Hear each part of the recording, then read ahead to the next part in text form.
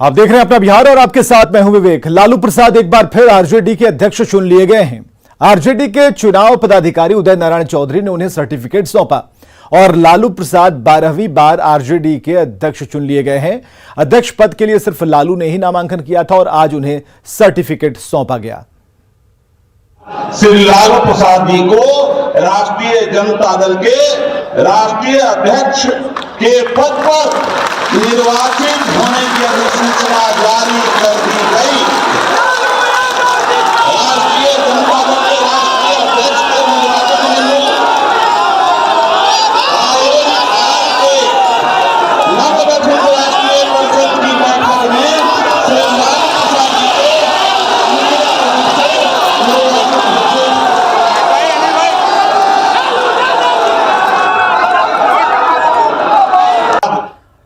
तेजस्वी ने दिल्ली के तालकटोरा स्टेडियम से सबको एकजुट करने के लिए भोजपुरी में नारा दिया। तेजस्वी ने कहा कि लड़ना होगा और जीतना भी होगा। आप लोग तैयार हैं कि नहीं है? हाथ उठा करके सब लोग बताइए 24 के लिए तैयार है कि नहीं? और हम लोग जीतेंगे। हम तो पहले बोले थे ना, करे के बाद जीते के बाद, करे के बाद लड़े के बाद जीते के बाद। आरजेडी के खुला अधिवेशन में लालू प्रसाद और तेजस्वी यादव जमकर बरसे और लोगों से बीजेपी को उखाड़ फेंकने की अपील की। आने वाला जो 2024 का जो चुनौती है, हम लोग दिल्ली इसलिए आए हैं कि हम लोग ताल कटोरा में ताल ठोकने के लिए आए हैं कि हम चुनौती को स्वीकार करते हैं। और कोई हम में से अगर कोई एक साथी हमारे दल का अगर कोई कुछ बोलता है जिससे भाजपा को फायदा होगा, तो उनको हम बता देना चाहते हैं कि एक ऐसा होना चाहिए, आज या तो आप भाजपा की तरफ रहिए या भाजपा के विरोध में रहिए। ये दोनों जगह रह करके काम होने वाला नहीं है। इसलिए आप सब लोगों को हम ये बताना चाहते हैं, एकजुट रहना है। देश ऐसे समय में हम आए हैं कि देश में इमरजेंसी जैसा हालत हो गया है। भाजपा के राज में हमको गलतफहमी नहीं होना चाहिए। लगता है कि इमरजेंसी हो गया है और तानाशाही, और देश के लोकतंत्र और संविधान को ध्वस्त किया जा रहा है। आरएसएस के संविधान को लागू किया जा रहा है और आज देश भर में हमको एकजुट होकर के इस लड़ाई को लड़ना है। इसीलिए दिल्ली में आज ये महाधिवेशन बुलाया गया आप लोगों को। फिर हम लोग अलग अलग राज्यों में भी मनाएंगे और इनको नरेंद्र मोदी के सरकार को उखाड़ के फेंक देंगे। मुरई के तरह। तेजस्वी यादव बीजेपी के खिलाफ बिगुल फूंक रहे हैं, लेकिन परिवार में ही खटपट है। वन एवं पर्यावरण मंत्री तेजस्वी के बड़े भाई तेज प्रताप यादव आज पार्टी के खुला अधिवेशन में नहीं पहुंचे। तेज प्रताप का कल पूर्व मंत्री श्याम रजक के साथ विवाद हुआ था। कल भी तेज प्रताप बैठक से निकल गए थे और आज वे अधिवेशन में नहीं पहुंचे। तेज प्रताप यादव की कुर्सी ही खाली रह गई। तो बिहार आरजेडी के अध्यक्ष जगदानंद सिंह की नाराजगी की खबरों को खारिज कर दिया है। मीडिया के सवाल पर उन्होंने कहा कि जैसा लोग सोच रहे हैं वैसा नहीं है। जगदानंद सिंह बैठक से दूर रहे। नहीं, ऐसा आप लोग जो सोच रहे हो वैसा नहीं है। जगदा बाबू को आप लोग यानी जानते ही नहीं है। फिर आप लोगों को अभी समय लगेगा उनको जानने में। ऐसी कोई बात नहीं। कोई नाराजगी उनके पुत्र भी थे, सब लोग तो थे ही। कहाँ अच्छा नाराजगी टूट हो रही है? कहाँ, कौन सी टूट है? कोई टूट नहीं है। अच्छा है, गलत आकलन करते रहे, फिर वही हाल होगा जो बीजेपी का भी हुआ। गलत आकलन की वजह से ही ना। बिहार के deputy CM Tejashwi Yadav Samajwadi party के संरक्षक और उत्तर प्रदेश के पूर्व मुख्यमंत्री मुलायम सिंह यादव के अंतिम संस्कार में शामिल होंगे। तेजस्वी यादव कल सुबह सफाई जाएंगे। मुलायम सिंह यादव का 82 साल की उम्र में निधन हो गया। कल तकरीबन जो है सुबह हम निकलेंगे सफाई के लिए, क्योंकि कल ही जो है अंतिम संस्कार जो है वो कार्यक्रम जो है वो होगा। तो हम लोग जाएंगे। हम लोग तो घर परिवार के लोग।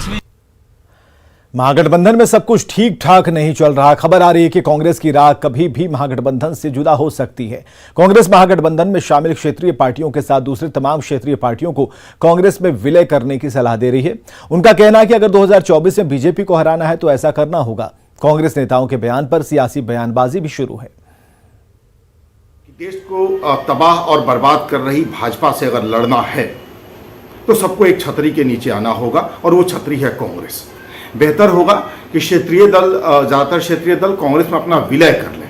अगर विलय में तकलीफ है तो भरोसेमंद मजबूत गठबंधन करें कांग्रेस से, जिससे कि भाजपा को नेस्तनाबूद किया जा सके। सिर्फ भाजपा विरोध का दिखावा करेंगे तो ये नहीं चलेगा, ये पोल खुलेगी। वो वैसी बनने की कोशिश ना हो, नहीं तो नकाब उतरेगा, उस दिन जनता कहीं लायक नहीं छोड़ेगी। होना तो ये चाहिए कि संघर्ष के लिए जितनी छोटी बड़ी राजनीतिक दल है, चाहे वामपंथी ताकत हो या दूसरी धर्मनिरपेक्ष और जनवादी ताकतें हो, सबको इकट्ठा करना चाहिए और इसके लिए कांग्रेस को प्रयास करना चाहिए। लेकिन जो बात वो उठाते हैं वो बात जो है आज की तारीख में वो सही नहीं है और इससे भाजपा के खिलाफ लड़ाई की जो भावना है वो भावना कमजोर पड़ती है। बिल्कुल गलत है, अनर्गल है। और सबका एक ही राय है सभी विपक्षी पार्टियों का कि 2024 में बीजेपी से सिंहासन खाली कराना है, देश को बचाना है। तो इसलिए ये समय आने पर सभी विपक्षी पार्टियां, कांग्रेस पार्टी, सभी क्षेत्रीय दलों के साथ सब लोग एकजुट होंगे और सबका समन्वय हो जाएगा। जब दिल्ली यात्रा पर आदरणीय मुख्यमंत्री नीतीश कुमार जी गए तो सभी दल के नेताओं ने उनसे मुलाकात कर भाजपा को हटाने में अपना सहमति प्रदान किया। अब कौन लोग क्या कह रहे हैं, नहीं कह रहे हैं, मैं नहीं जानता हूं, लेकिन भारतीय जनता पार्टी को हटाने के लिए देश के तमाम विपक्ष के नेता और उनके दल आज लामबंद हो रहे हैं और आने वाले समय में सारे लोग एक छतरी के नीचे आकर के मोदी जी को हटाएंगे। विधानसभा उपचुनाव के लिए गोपालगंज से बीजेपी प्रत्याशी कुसुम देवी ने नामांकन कर दिया है। मोकामा से बीजेपी प्रत्याशी सोनम देवी 14 अक्टूबर को अपना नामांकन कराएंगी। कुसुम देवी बिहार सरकार के पूर्व सहकारिता मंत्री और लगातार 4 बार से विधायक रहे दिवंगत सुभाष सिंह की पत्नी हैं। उनके नामांकन में केंद्रीय गृह राज्य मंत्री नित्यानंद राय, बीजेपी प्रदेश अध्यक्ष डॉक्टर संजय जायसवाल, बिहार विधानसभा के नेता प्रतिपक्ष सम्राट चौधरी समेत कई पूर्व मंत्री शामिल हुए। माननीय नित्यानंद राय जी, माननीय सम्राट चौधरी जी, हम तीनों माननीय कुसुम देवी जी के नामांकन में आए हैं और सुभाष सिंह जी ने लगातार 4 बार इस विधानसभा की सेवा की और मुझे पूरा विश्वास है कि कुसुम देवी जी के रूप में गोपालगंज को एक बहुत ही बढ़िया विधायक मिलेगा, जो कि गोपालगंज की समस्याओं को और गोपालगंज के विकास को लेकर के सदैव कार्य करें।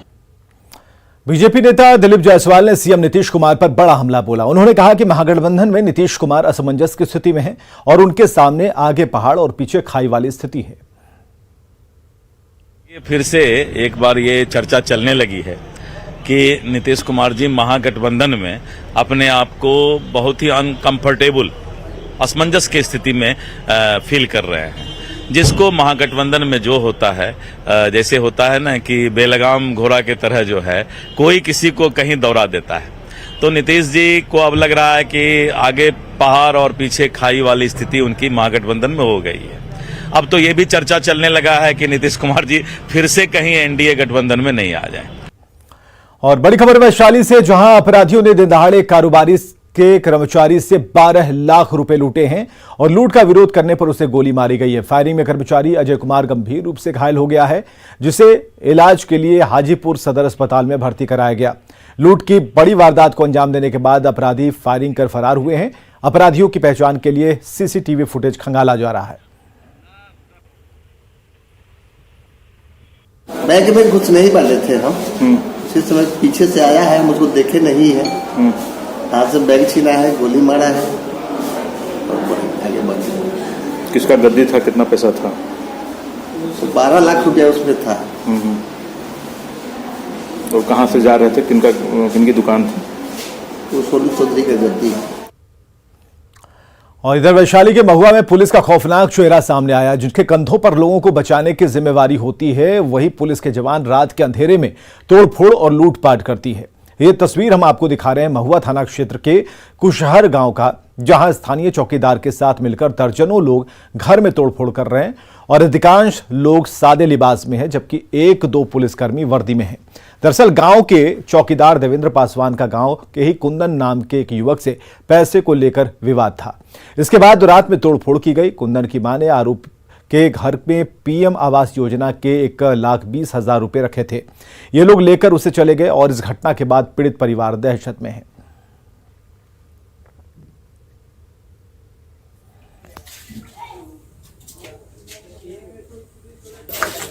अब चौपट झगड़ा हुआ कि बच्चा से कि क्या हुआ चौकीदार जी से, वो तो हम नहीं जानते हैं। हम तो घर थे।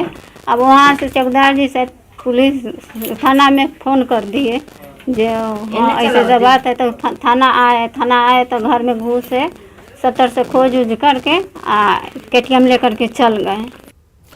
और दानापुर से बड़ी खबर है, जहां बेहटा गैंगरेप मामले में एक्शन हुआ है। मुख्य आरोपी समेत 5 लोग गिरफ्तार किए गए हैं। माचहपुर लई इलाके से गिरफ्तारी हुई है। मुख्य आरोपी प्रिंस कुमार गिरफ्तार कर लिया गया है। 9 के खिलाफ यह मामला दर्ज हुआ था। 2 दिन पहले इसने गैंगरेप किया था और नवविवाहिता के साथ गैंगरेप की घटना को अंजाम दिया गया था। तो मुख्य आरोपी समेत 5 लोग गिरफ्तार किए गए हैं इस पूरे मामले में।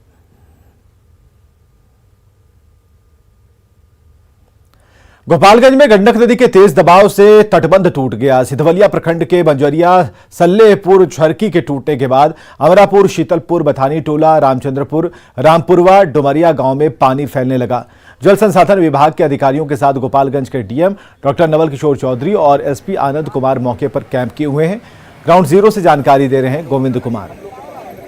वाल्मीकि नगर बराज से तकरीबन 4,45,000 क्यूसेक पानी डिस्चार्ज किए जाने के 3 दिनों बाद सल्लेपुर जो छरकी है वो आज टूट चुका है। ये सल्लेपुर छरकी है जहां पर गंडक नदी का पानी प्रवेश कर रहा है और बताया जा रहा है कि सिधवलिया प्रखंड के तकरीबन 4 से 5 ऐसे गांव हैं, जो अमरपुरा हो गया, शीतलपुर हो गया, इन इलाकों में जो है गंडक नदी का पानी प्रवेश करेगा। और ऐसे में हमारे पास मौजूद है जल संसाधन विभाग के चीफ इंजीनियर। हम उनसे बात करें कि अब क्या विभाग की ओर से की जा रही है।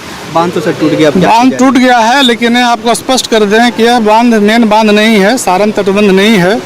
यह तटबंध सल्लेपुर टंडस्तपुर छरकी कहलाता है, जो सिंधवालिया प्रखंड के अंतर्गत 4 किलोमीटर पर ब्रिज किया है।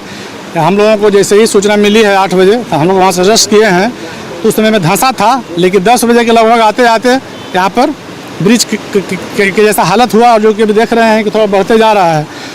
और यह 4,45,000 का यहाँ पानी पहुँचने में टाइम लगता है। यहाँ पर पहुँचते पहुँचते करीब 30 से 36 घंटा टाइम लगता है। पानी यहाँ पर 3 फीट घट भी गया है और डिस्चार्ज भी वाल्मीकि नगर बराज से यहाँ पे करीब 1,29,000 फ्लो है। इसीलिए बहुत ज़्यादा घबराने की बात नहीं है। हम लोग यहाँ पर काम जो भी करेंगे मोटा मोटी, ये सामने से डी के जैसा घेर करके इसको हम लोग बैम्बू पाइलिंग करेंगे और उसमें बीच में MC से करके उसको धीरे धीरे ऊंचा करते जाएंगे और करके जब पानी का जो फ्लो हो जाएगा, बंद हो जाएगा, तब हम लोग यहाँ पर काम करेंगे। हम लोग उम्मीद करते हैं कि देर रात तक इसको हम लोग डे एंड नाइट काम करके कंट्रोल इसको कर लेना चाहिए। यहाँ स्थानीय जो है लोग भी हम इनसे बात करेंगे कि तटबंध टूटा तो क्या हालात हुए और कैसे अब जो है किन किन इलाकों में पानी प्रवेश करेगा। तटबंध तो टूट गया, अब किन किन इलाकों में पानी ये प्रवेश करेगा।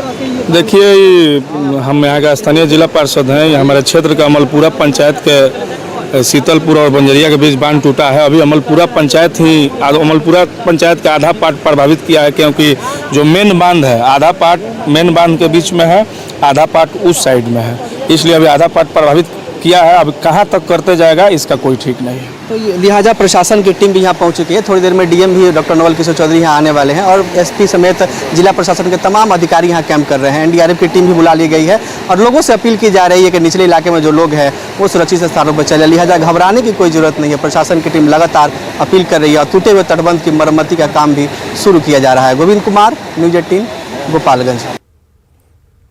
बिहार विधानसभा उपचुनाव में मोकामा हॉट सीट बना हुआ है। बीजेपी ने जहां नीलम देवी पर दांव लगाया, वहीं महागठबंधन ने अभी तक अपना उम्मीदवार घोषित नहीं किया।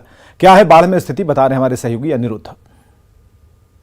मोकामा हॉट सीट के उपचुनाव को लेकर लोगों की धड़कनें काफी बढ़ गई है। कौन होगा महागठबंधन का उम्मीदवार, अभी तक ये है संशय बरकरार। हालांकि एनडीए ने अपना उम्मीदवार, बीजेपी ने सोनम देवी को घोषित कर दिया है और वो 14 को नामांकन करने वाली हैं। महागठबंधन के उम्मीदवार के रूप में अनंत सिंह की पत्नी नीलम देवी का नाम आ रहा है। हालांकि पार्टी ने भी कुछ घोषित नहीं किया है। नामांकन का आखिरी तारीख 14 अक्टूबर बताया जा रहा है, जो महज 4 दिन बाद समाप्त होगा। हमारे साथ कुछ आरजेडी के प्रवक्ता और जदयू के लोग हैं, उनसे पूछते हैं कि अभी तक घोषणा नहीं हुआ है, क्या असमंजस है, क्यों नहीं पार्टी घोषित कर रही है? नहीं, आरजेडी से, महागठबंधन से नीलम देवी मोकामा से घोषित तो हो चुकी है। सिर्फ औपचारिक ऐलान करना है। 12 तारीख या 11 तारीख को औपचारिक ऐलान होगा, क्योंकि हम लोग को राष्ट्रीय अध्यक्ष का चुनाव था दिल्ली में, सभी नेता भी दिल्ली में। तेजस्वी जी जैसे ही यहाँ 11 के आएंगे औपचारिक ऐलान होगा। ये सब कहा सुनी बातें हैं। हमारी पार्टी महागठबंधन की पार्टी है और हमारी पार्टी के आदेशानुसार पार्टी जिस तरफ हम लोगों को काम करने कहेगी हम लोग काम करेंगे। पहले तो टिकट कंफर्म हो जाए। जदयू का है कि महागठबंधन से किनको मिला है, 12-13 तारीख के फैसला हो जाएगा। और हमारे नेता माननीय मुख्यमंत्री नीतीश कुमार और राष्ट्रीय अध्यक्ष ललन बाबू जो निर्णय लेंगे उस पर हम सब कायम रहेंगे। होम्योपैथिक अब इलाज की बात आप कर रहे हैं। डॉक्टर जब जांच करेगा, अगर पेशेंट है ही नहीं तो इलाज क्या होगा, जब बीमारी है ही नहीं। और रही बात इलाज, तो डॉक्टर किसी पेशेंट का इलाज करता है, न कि अटेंडेंट का इलाज होता है। जदयू की माने तो अभी किसको टिकट मिलेगा ये पार्टी घोषित करेगा, लेकिन आरजेडी ये 100% दावा कर रहा है कि अनंत सिंह की पत्नी नीलम देवी मोकामा से आरजेडी की उम्मीदवार होंगी। अनिरुद्ध, न्यूज़ 18 बाढ़।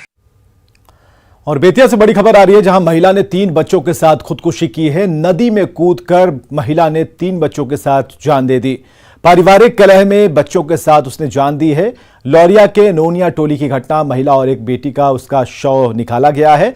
कल रात खाना खाने को लेकर विवाद हुआ था और इसी बात को लेकर महिला अपने बच्चों के साथ नदी में कूदकर अपनी जान दे दी।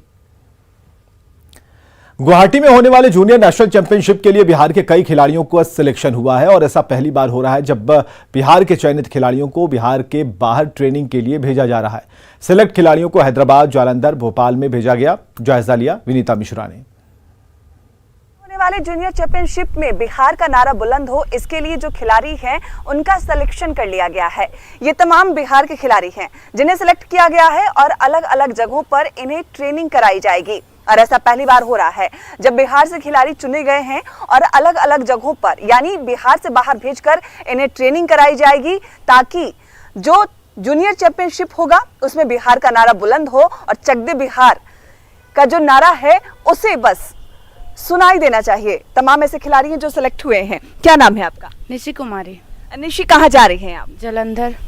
हमें बिहार सरकार द्वारा इस बार पहली बार किसी अन्य राज्य में भेज करके अच्छी प्रैक्टिस के लिए भेजा जा रहा है। तो वहाँ पे हमारे जो कोच हैं वो खुद ओलंपियन रह चुके हैं, उनका नाम बहादुर सिंह है और हम लोग जालंधर जा रहे हैं प्रैक्टिस के लिए। और तो ये टीम जालंधर की टीम है, एक और टीम है। आप लोग कहाँ जा रहे हैं? हैदराबाद। हैदराबाद। क्या नाम है आपका? विशाल कुमार गुप्ता। विशाल, जिस तरह से गुवाहाटी में जो टूर्नामेंट होने वाला है, क्या लगता है कितनी कोशिश होगी आपको बिहार को मेडल अधिक से अधिक मिले? मैम, हम लोग तो भरपूर कोशिश करेंगे अपना बेस्ट दे। और सबसे पहले मैं कहना चाहता हूं कि बिहार में ये पहली बार हो रहा है कि हम लोग को स्पेशल ट्रेनिंग के लिए दूसरे स्टेट में भेजा जा रहा है। मैं जा रहा हूं हैदराबाद, जहां पे जो दूती चंद के कोच हैं उनके पास जा रहा हूं। उनका नाम है श्री रमेश कुमार, मतलब वो द्रोणाचार्य अवार्ड से सम्मानित है। तो हम लोग स्पेशल ट्रेनिंग के लिए वहाँ पे भेजा जा रहा है। गुवाहाटी, हैदराबाद गर्ल्स की टीम भी है। आप लोग कहाँ जा रही हैं? हम लोग भी हैदराबाद जा रहे हैं। गुवाहाटी में जो प्रैक्टिस मैचेस होंगे, क्या लगता है मेडल्स अधिक आएंगे? हाँ, कोशिश तो रहे, क्योंकि सरकार इतना ज़्यादा सपोर्ट करे और इसका इम्पैक्ट इस जोन में भी दिखाई दिया है। जूनियर नेशनल में भी हम लोग कोशिश करेंगे कि बिहार को ज़्यादा से ज़्यादा मेडल दे और बिहार का नाम रोशन करें। ये जो तमाम कोच हैं इनकी ही जिम्मेदारी है इन बच्चों के हौसले बुलंद करने की। और आप कितने तैयार हैं? पूरी तैयारी है हम लोगों की। मेरा नाम कृष्ण कुणाल हुआ। हम इस स्टूडेंट ग्रुप के साथ जा रहे हैं वहाँ पर हैदराबाद में रमेश सर के साथ कुछ स्पेशल ट्रेनिंग के लिए। बिहार सरकार हम लोगों को भेज रही है स्पेशल ट्रेनिंग कराने के लिए कि इन लोगों का बेहतर परफॉर्मेंस और अच्छा हो और ये लोग अपने राज्य का नाम और बेहतर कर सके। बिल्कुल। तो जिस तरीके से जो खिलाड़ी हैं उनके हौसले तो बुलंद हैं ही, कोच भी तैयार हैं, क्योंकि पहली बार ऐसा हो रहा है जब बिहार के खिलाड़ी पटना से बिहार से बाहर जा रहे हैं प्रैक्टिस के लिए। प्रैक्टिस करने के बाद गुवाहाटी में जो जूनियर टूर्नामेंट होने वाला है उसमें अपना 100% ये देंगे ताकि अधिक से अधिक मेडल बिहार की झोली में आए। विनीता मिश्रा, न्यूज़ 18 पटना। और आगे देखिए जोहार झारखंड।